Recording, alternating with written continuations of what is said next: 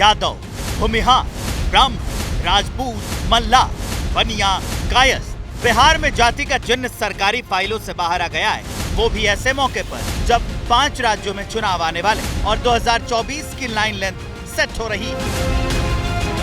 गांधी जयंती पर बिहार सरकार ने जाति जनगणना के आंकड़े जारी करके एक बड़ा दांव चल दिया है।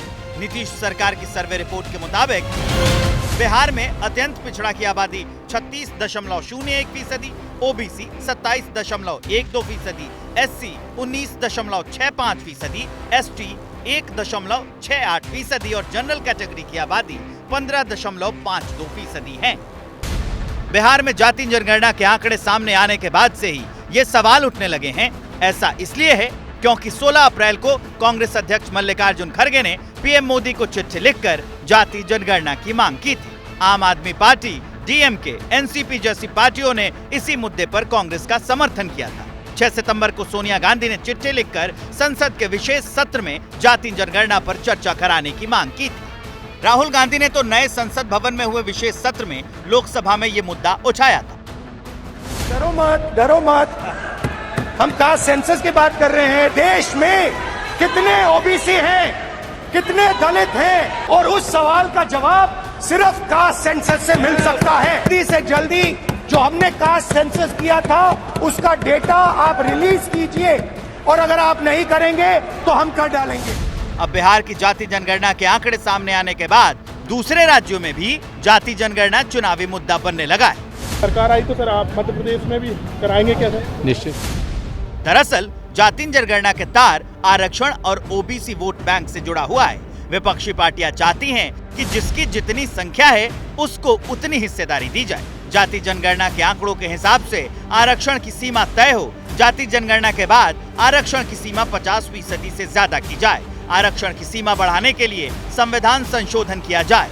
इस लड़ाई में विपक्ष के निशाने पर ओबीसी वोट बैंक है। सीएसडीएस लोक नीति के एक सर्वे के मुताबिक ओबीसी वोट बैंक मजबूती से बीजेपी के साथ जुड़ा है। 2014 लोकसभा चुनाव में बीजेपी को 34% तो कांग्रेस को 15% ओबीसी वोट मिला था। 2019 लोकसभा चुनाव में बीजेपी को 44% तो कांग्रेस को 15% ओबीसी वोट ही मिले थे। जाति जनगणना के दांव के जरिए विपक्षी इसी ओबीसी वोटर को अपने साथ लाना चाहता है, क्योंकि विपक्ष के तर्क के मुताबिक बिहार में 36.01% अत्यंत पिछड़ा और 27.12% पिछड़ा मिलाकर ओबीसी को कुल 63.14% आरक्षण मिलना चाहिए। यानी संख्या के आधार पर हिस्सेदारी का वादा कर अब विपक्ष ओबीसी को अपने साथ जोड़ना चाहता है।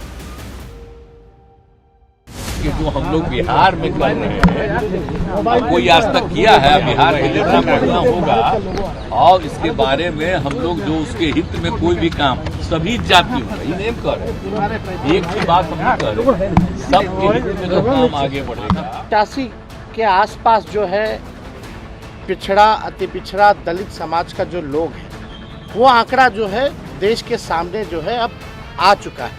जो कमजोर लोग हैं उनको मुख्य धारा में लाने का प्रधानमंत्री जी पूरे देश में जो है जातीय जनगणना जो है कराना चाहिए। देश में करीब 400 से ज्यादा सीटों पर ओबीसी जातियां असरदार हैं और इन्हीं जातियों के समर्थन से बीजेपी सत्ता में है। बिहार में जाति जनगणना के आंकड़े जारी करके विपक्ष ने अब केंद्र सरकार पर दबाव बढ़ा दिया है, क्योंकि ये मुद्दा सीधे सीधे आरक्षण से जुड़ रहा है। आज भी वही खेल खेल रहे हैं। जात पात के नाम पर समाज को बांटते थे, आज भी वही पाप कर रहे हैं। विपक्ष जाति जनगणना के जरिए समय की सुई को 90 के दशक में ले जाना चाहता है, जहां मंडल की राजनीति कमंडल पर भारी पड़ी थी। पटना से प्रकाश कुमार के साथ ब्यूरो रिपोर्ट, एबीपी न्यूज।